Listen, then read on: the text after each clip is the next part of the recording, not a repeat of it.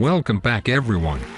This is Pastor Dan along with Jay Beach and the All-Night Band. We have been talking to Moses, from a baby floating in the water to the leader of the Hebrew people parting the water and bringing us the 10 Commandments, or as he refers to them, the 10 Promises. Welcome back, Moses. Thank you. It is good to be back. You know, Moses, I always pictured you as having a big beard, and here you are all clean-shaven.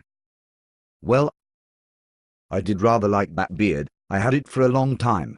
But as things are going these days, I was afraid Fox would have labeled me as a terrorist. Or and D would try to recruit me for Duck Dynasty, and frankly I wasn't in the mood for either. Well, you might have a point there. Before the break we were talking about the 10 Commandments. Promises, 10 promises. Oh, right.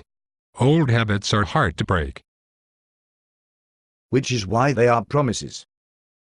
So we have talked about the first section. Our relationship to God. Yes, and then we talked about the second section. Our relationship to one another, which is why Jesus summed them up by saying they are about loving God and loving others. But I just don't get that whole covet thing. I beg to differ. I think you, along with everyone listening, and not listening, get it all too well. Oh. Oh, indeed. I'm not sure I understand. Well, there are two sections to the statements about coveting, one for relationships and family and the other for things. In some places they are written as two statements and in other places as one statement. Okay, but I'm still not sure I understand. Bear with me on this. Another was to look at covet, which is not a word you use often in your culture, is the word lust. Am I correct in assuming you understand that word? Ah, yeah, you could say that.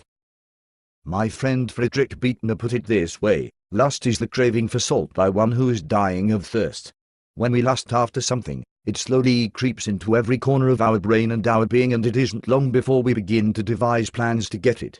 Instead of our mind being occupied with all God has given us, it is occupied with what you don't have and how you can get it from someone else.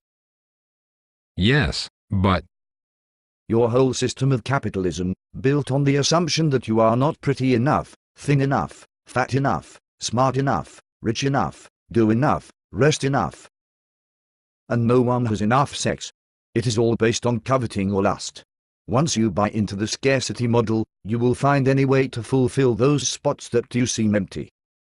But aren't they empty?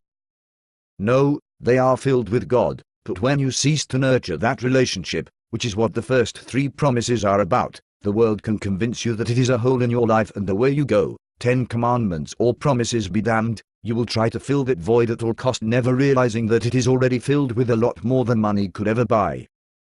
Well, look at the time. It has been good talking to you, Moses. Can you stick around after the break when we will be joined by John the Evangelist? Yes, I look forward to it. And now a word from our sponsor, Eat Rate Harmony. Invest your time and money in something that will fill the void in your life.